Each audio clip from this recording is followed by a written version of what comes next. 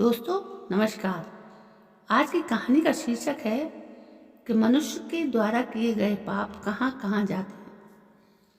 आज की पौराणिक कथा का सार है कि आखिर पाप कहाँ कहाँ जाता है। इसी संदर्भ में एक बार एक ऋषि ने सोचा कि लोग पाप धोने के लिए गंगा में जाते हैं, ऐसे में सारे पाप गंगा में ही समा जाते हैं। इस तरह तो गंगा भी पापी हो जाएगी। उस ऋषि ने यह जानने के लिए कि आखिर पाप कहाँ जाते हैं तपस्या की। तपस्या करने के फलस्वरूप देवगण प्रकट हुए। तब ऋषि ने उनसे पूछा कि गंगा में जो पाप धोया जाता है वो कहाँ जाता है। तब भगवान ने कहा कि चलो गंगा ही से पूछ लेते हैं इस बारे में। ऋषि और भगवान दोनों गंगा के पास गए और उन्होंने उनसे पूछा कि हे गंगे, सब लोग तुम्हारे यहाँ पाप धोते हैं, तो इसका मतलब यह हुआ कि आप भी पापी हुई। तब गंगा ने कहा कि मैं कैसे पापी हो गई, मैं तो सभी पाप लेकर समुद्र को अर्पित कर देती हूँ।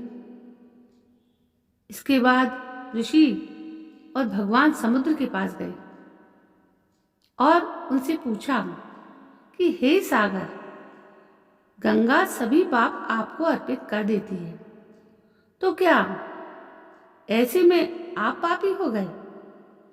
तब समुद्र ने कहा कि वो कैसे पापी हुआ, वो सभी के सभी पापों को भाप बनाकर बादल बना देता है।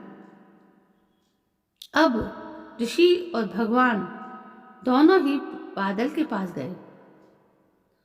उनसे पूछा कि हे बादल, समुद्र पापों को भाप बनाकर बादल बना देता है, तो क्या आप पापी हुए। बादलों ने कहा, मैं कैसे पापी हुआ, मैं तो सभी पापों को वापस पानी बना देता हूँ और धरती पर गिरा देता हूँ। इससे ही तो अन्न उपजता है, इसे ही तो मानव खाता है। उस अन्न में जो अन्न होता है, जिसे मानसिक स्थिति से उगाया जाता है और जिस वृत्ति से प्राप्त किया जाता है और जिस मानसिक अवस्था में खाया जाता है, उसी के आधार पर मानव की मानसिकता बनती है। तो दोस्तों, अब आप बताइए ये कहानी आपको कैसी लगी। अच्छी तो लगी होगी। चलिए आगे बढ़ते हैं। जब उसकी मानसिकता वैसी बनती है तो यही कारण है कि कहा जाता है कि जैसा खाए अन्न वैसा बनता मन।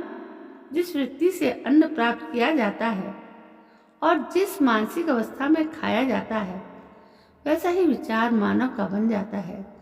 ऐसे में हमें भोजन शांत रहकर ही ग्रहण करना चाहिए। अन्न जिस धन से खरीदा जाए वो धन भी श्रम का होना चाहिए। तो दोस्तों, इस कहानी का अब अंत हुआ। आप बताएं कि ये कहानी आपको कैसी लगी। यदि कहानी पसंद आई हो तो प्लीज़ मेरे इस चैनल को लाइक भी करें, सब्सक्राइब जरूर करें और हो सके तो कमेंट भी करें। दोस्तों, कल मैं फिर हाजिर होती हूँ आपके सामने एक नई कहानी को लेकर। तब तक के लिए जय हिंद, वंदे मातरम।